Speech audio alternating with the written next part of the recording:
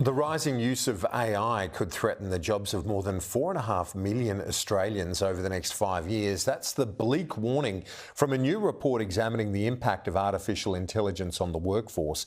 The social policy group claims that the economy isn't prepared for the rapid uptake of AI. Let's go live to the social policy group founding CEO, Carla Wilshire. Carla, great to see you. There are unique vulnerabilities as well that Australia has that you've found in your analysis, different to other developed nations as well when it comes to AI.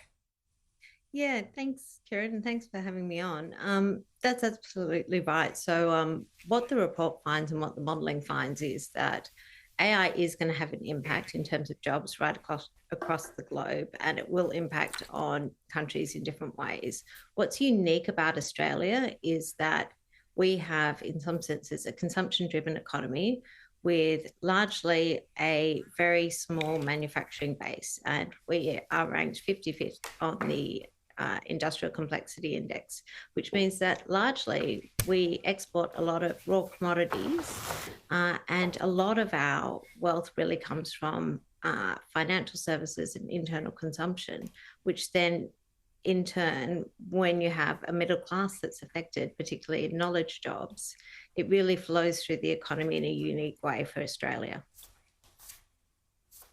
And you've also said that we've got the resources and the talent to harness AI, but there has to be some swift policy action to make sure that that does eventuate. What needs to happen? What do you want to see from policymakers around the nation? Absolutely. So if we want to harness the benefits of AI, one of the things we have to do is we have to climb up the industrial index. We need much more complex manufacturing, much more advanced manufacturing.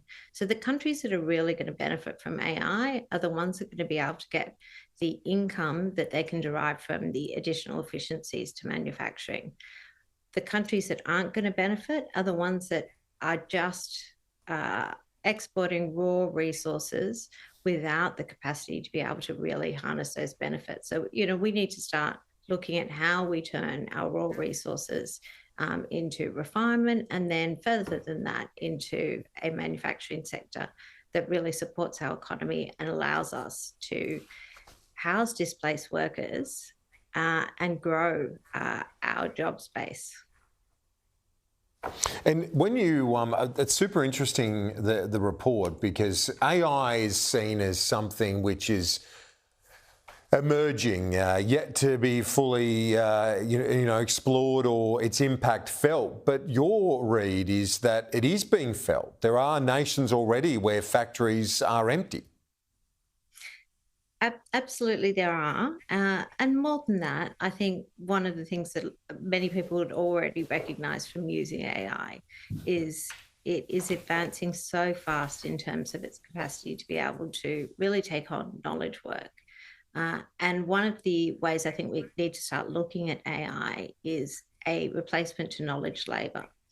And in doing so, that really probably puts us at a disadvantage because a lot of our middle class really is built around professional services, finance sector. And those jobs really feed a lot of the other sectors in our economy, such as retail, such as, for instance, food services, hospitality. So the flow-on effects that we have in our economy are quite unique because we are really a domestic consumption economy with a very, very small resource sector, export industry that really limits to some extent our capacity to take on the advantages of AI.